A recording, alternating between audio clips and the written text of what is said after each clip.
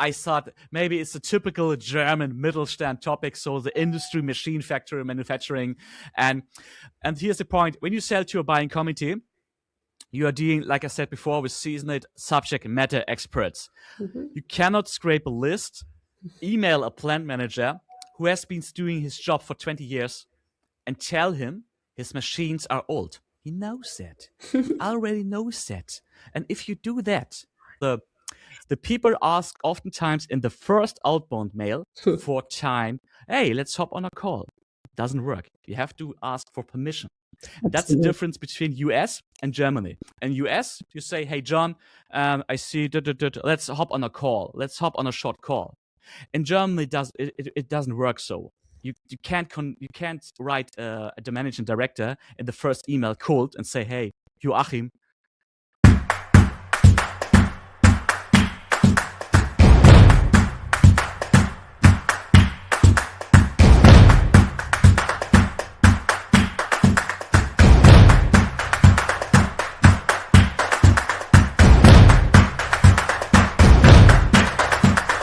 Hello everyone, welcome to another episode of Growth and Conversion Podcast.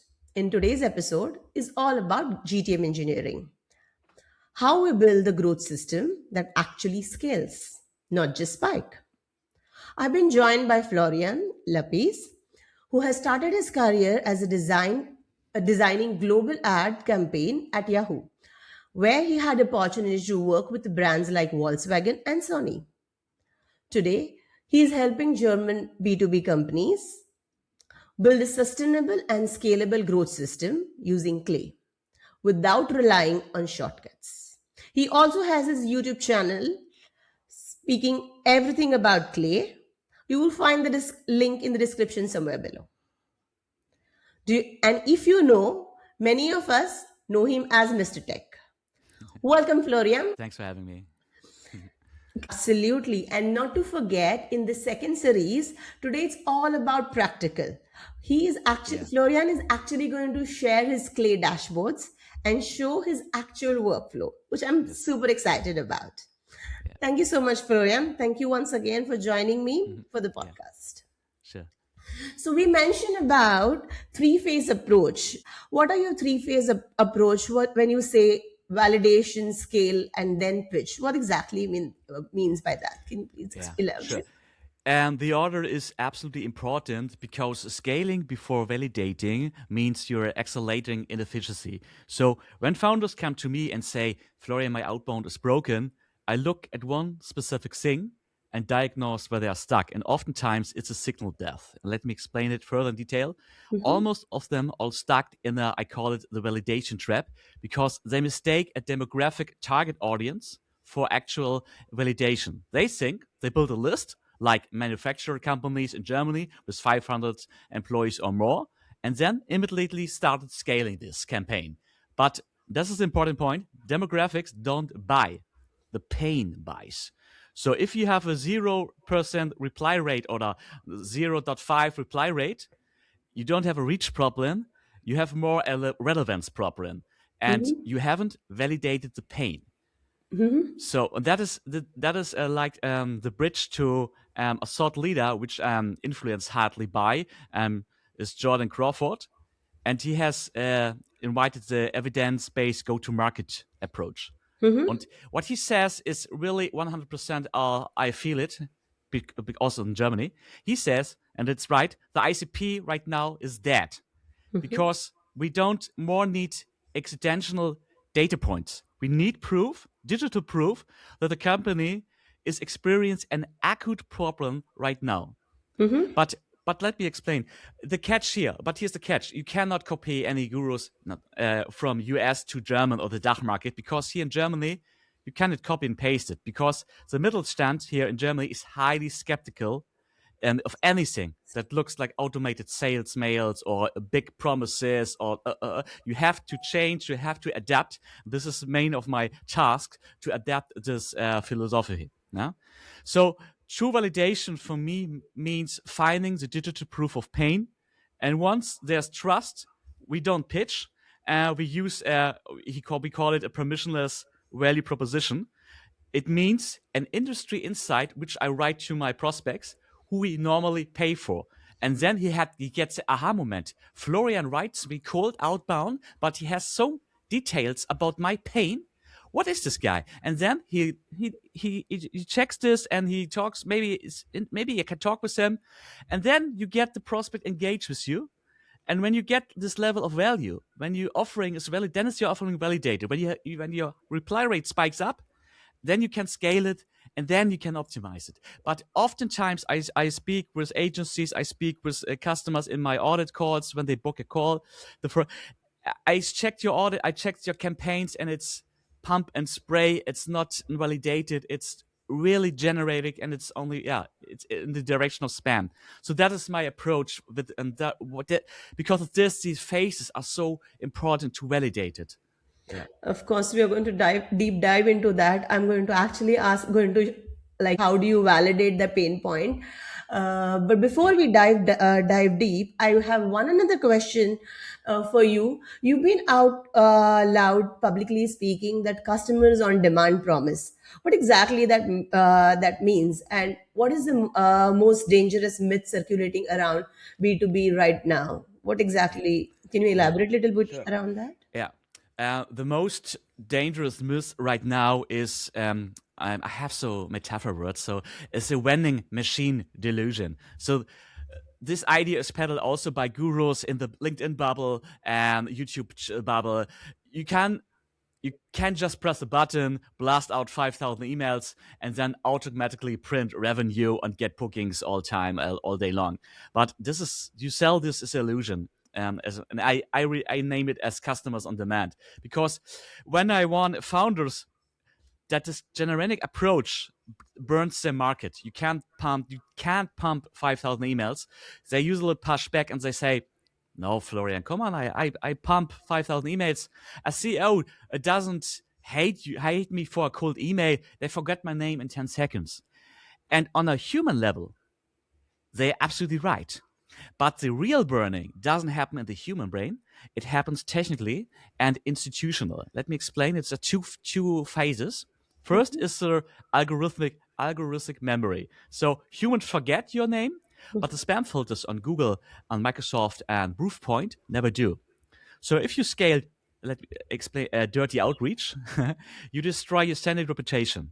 You literally lock yourself out of your own market's service. And when you finally have a better campaign, but it's more highly relevant, months later, it goes straight to the quarantine folder and the spam folder because the domains are burned. So this is number one, the algorithmic memory. Number two is the institutional memory. So right now, in 2026, I think this is it right now. Yeah, we are selling not only to a CEO, we are selling in the big companies. We're selling to a buying committee of several stakeholders. And this story I often heard it. So if you have different stakeholders with the same company, and you write 5 stakeholders in the same company with the same script and the same week and the same day, they don't forget you. They write in their teams, they take a screenshot and say, hey, Joachim, did you also get this mail with the same text? Yeah. And it's 5 different rules to get the generic 5 same email. It doesn't work. They say they write each other and they say, hey, it's spamming here. They laugh about you, and you became an internal joke. So this is what I mean. I build customers on demand campaigns. I build relevance on demand. So that is the difference. Yeah. Absolutely. And I agree to your point that not every company can, or not every organization can work with the firmographic and demographic segmentation. There has to go down deeper, Yeah. and there has to be absolute personalization, especially if you have a bigger buying committee, when you have more 2 to 3 more than people taking a decision maker, you have to make it as personalized as possible. So we are all ready to go dive into the clay table, and if you could give me example of companies, and then we can I would request you to share your campaign and show it to the audience how the campaign and workflow actually looks like. Yeah. So absolutely. What I'm about you to show is built for several fields. So it's for B2B SaaS companies interesting. It's interesting for agencies. It's Mm-hmm. interesting for consultants, all who are selling high ticket solutions Mm-hmm. into, and that is the point, into very traditional markets, like specifically in DACH Bereich, it's a manufacturing sector, so an industry, machine. Mm-hmm. That is, I think I have talked about before the podcast, which field or which case I will do, and I thought maybe it's a typical German Mittelstand topic, so the industry, machine factory, manufacturing, and and here's the point: when you sell to a buying committee, you are dealing, like I said before, with seasoned subject matter experts. Mm-hmm. You cannot scrape a list, email a plant manager who has been doing his job for 20 years and tell him his machines are old. He knows that. He already knows that. And if you do that, your outreach fails because there's zero information asymmetry. You aren't teaching him anything new. He knows that his machines are old. So what you're about to see right now in a couple of minutes is not to see a simple lead scraping tutorial. So we are going to see in an automated intelligence pipeline, and you see the proof or the pains and how I'm working with them, and we are finding in Clay the accidental data points like hidden hiring needs for legacy tech. I will explain it right now, and then use this data to craft a permissionless value proposition, and All then right. that brings new value insights. All So, right. So, all excited. Let's dive in. I'm all in alrighty, to share your screen and all let's right, see what table are you building and how are you building your clay tables? yeah, sure, How do you do the automation? sure. Wait a sec. So we are here in Clay. I know that not everybody is 100% here in Clay safe or haven't used it maybe before. So I will explain a little bit more, and you Mhm. can ask anytime if something is unclear. So I'm started right here, like I said, with companies approach. So example, like I said, industrial machinery manufacturing with a company size from 50 or more employees. Mhm. So, Mhm. and also in the DACH Bereich, Germany, Austria, and Switzerland. Mhm. This is the start point of my data field. In Mhm. Clay, I said always, or I told to new clients, Clay is like Excel on steroids. You have 100 data points to connect, and Mhm. oftentimes, right now, let me take this minute to explain the difference to Claude Code, because right now on LinkedIn Model, everybody's talking about Claude Code, the new shit, and Clay is no. The difference between Claude Code and Clay is not to sync each they are against. You have to Mhm. use each other in a duel. So Mhm.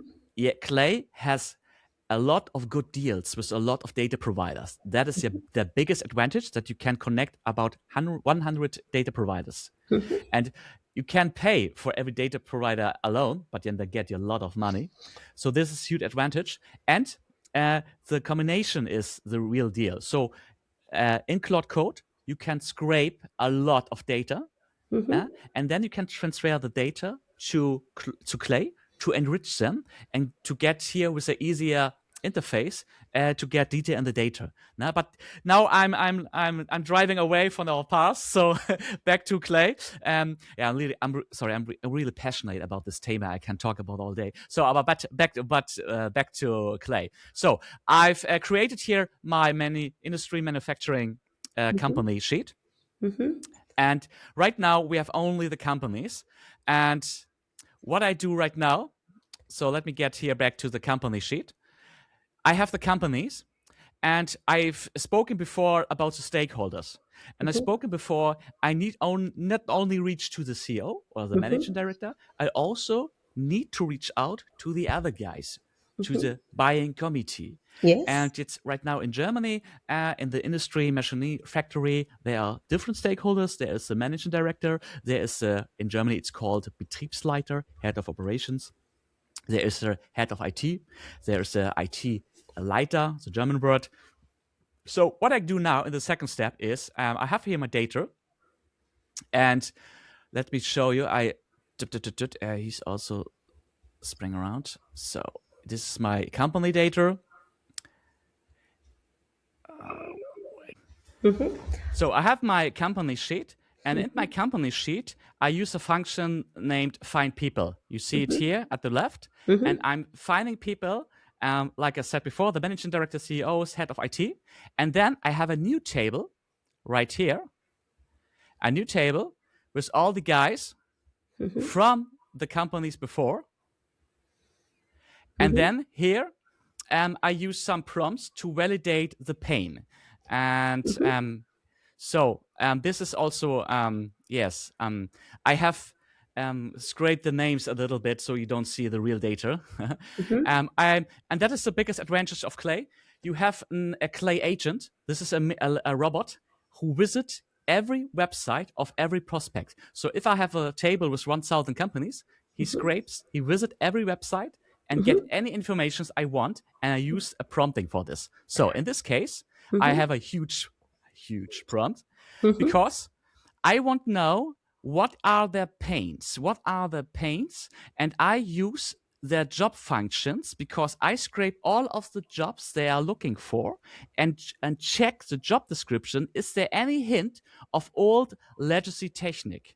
Because when I see in their job descriptions they are searching for a mechanic guy who needs experience in Siemens S5 production machines, then I know they use old machines.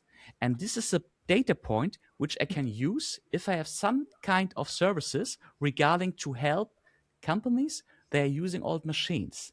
So I using a little bit thinking out of the box, I used like the job descriptions, scrape them, and you see it's right now here because this insight we use in our email as icebreaker. So we got in the mail an icebreaker line where we show him that we really invented time to check his pains. So, and let me explain in this example. So, first of all, I have in the prompting, I have the AI to say rigorous, only 25 words, keep it simple, use German in my example, and no greetings.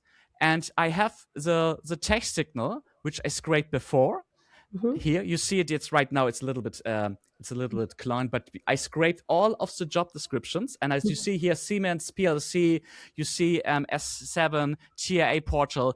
This is from every lead individual the detailed info what they are looking for, and then our email get really personalized and really depth. If you say, if you not say, yeah, your machines are old. Yeah, I know this. But if you say, hey, you're looking for a mechanic who has experience in a 7 and so on, I show you the example later, then it gets more deeper. So I use the text signal, what you are looking for, and I use in this prompt the job title. And this is also as an element which oftentimes the people not use. My message to a CEO is different as to an head of IT. A CEO has other topics which seem interesting. A head of IT has also another topics which are important for him. So my email is personalized on each stakeholder, which also makes the email more straighter to him. So, and you see it here. If the title, and now we are using the variables, and that's the power of Clay. I have data points, and I can use AI prompts to straighten them up and to create a more better result. So if it's a CEO, then state get on the systems is currently tilting. If it's a Betriebsleiter, head of production, then we get another message, and you get the perspective here. And if it's the head of IT, you also get another message. So, and when I run this, I run this right now with Claude Opus because 4.6 is the I know. I invested a lot of credits for you today. It's the best LLM right now, so I have a good example to show. And then you get here the answer. I have for your audience in English. I have translated. So the resolution here, or the solution is, the maintenance to value ratio for ancient Siemens S7 controllers is noticeably hurting margins for mid-size manufacturers today. And the S7 controllers was part of his own job description he's looking for. It's 100% personalized. There's no lie. It's data we are working with. And then there's a permission part. Should I send you our break-even report showing exactly when a retrofit beats the status quo? So we are helping him out. We see a signal from him, a pain maybe, and we're giving him a resolution as permission-based.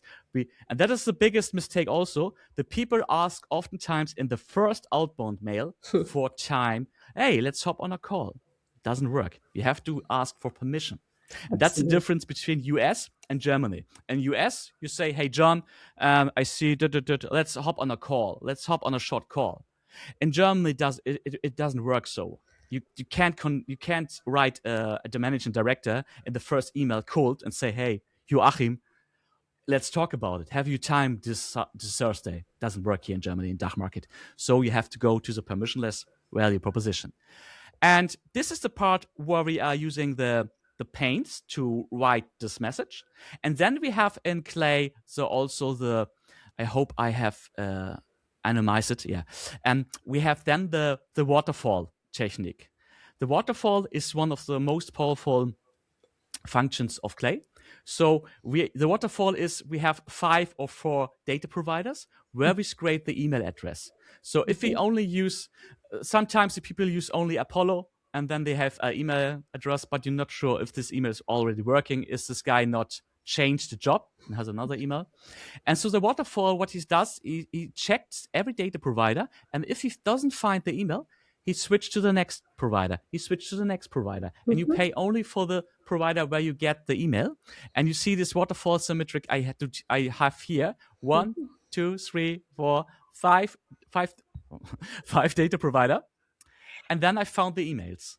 And then that is also important. I validate the email. This is the basic stuff, but let me explain here. So if I don't validate the email, I get a huge bouncing rate if I push it to my sequencer, like smartly or instantly, and then the campaign also is down. So I validate the email like with lead magic here, and then I get this a valid status, and then I have also my basic stuff like salutation, because in Germany I cannot say you, I have to Mr. Schmidt oder Mrs. oder Herr Müller. So I have to scrape the automation here as a salutation. And this is also a simple prompt. I checked the first name, and via the first name, if somebody has his name is Florian, I know he's male. If somebody has first name is Sabrina, I know it's female. And then he creates a salutation as variable. And then I push it to instantly in my sequencer campaign. Yeah, genau. Quite. Yeah, a lot of things to do. Yeah, but I think that is the better approach. In the end, you get 1,000 or 2,000 companies. At the end, maybe you get only 200 addresses, but you have 200 addresses with a pane you can approach to, and you get a higher reply rate. And oftentimes the people think, volume. The guys like Alex Hormozy, volume beats luck. Sure, at some points it makes sense, but in this outreach game, where a lot of people get 10 or 20 mails per day, you have to make a difference. And I think, and this is for my opinion, it's the right decision to get more in this proof and get away from the spray and pump direction. Yeah. Absolutely. I love your AI prompt, AI enrichment. The way you're doing AI enrichment. Can you exactly read out? May I request you to read out, because it's difficult for us to read out the prompt. Can you read out the prompt, or maybe sure. if you could give the prompt and then for the audience it would. Yeah, I can read it out. Yeah, sure. But I also can give you the prompt. Write a highly conversational 2-sentence email opener in German. Act like a senior industry researcher sharing exclusive market intelligence with a peer. Critical rules. Maximum 25 words. Keep it extremely punchy and compact. Use formal German only. Sie, Ihnen, Ihre. Start sentence one directly with a data point or market dynamic. Do not use filler phrases like unsere Analyse zeigt or wir haben herausgefunden. Jump straight to the fact. Do not explain the problem to them. Share a macro trend or pre-insight about the specific technology. Ensure flawless German grammar and strict UTF-8.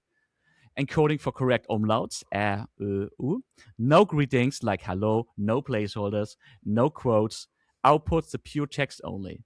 Context, and then we get the dynamic daters, the pain points, legacy text signal that we are scraping before with the job hiring post or the website, prospect job title, and there are the rules based on the job title. Number one, if the implies CEO, Geschäftsführer, state directly the maintains to value ratio for agent and then signal systems is currently titling negative across mid-sized manufacturers. Or sentence two, ask politely, ask politely if you should send your break-even report, showing exactly when a retrofit becomes mathematically cheaper. And number two is if the job title is Betriebsleiter Production or the head of production. Sentence one is state directly that the secondary market for the signal replacement modules is rapidly drying up, leading to unpredictable procurement delays. And the sentence two is ask politely if you should send a one-page sourcing briefing detailing how 8 other plants currently bypass these exact bottlenecks.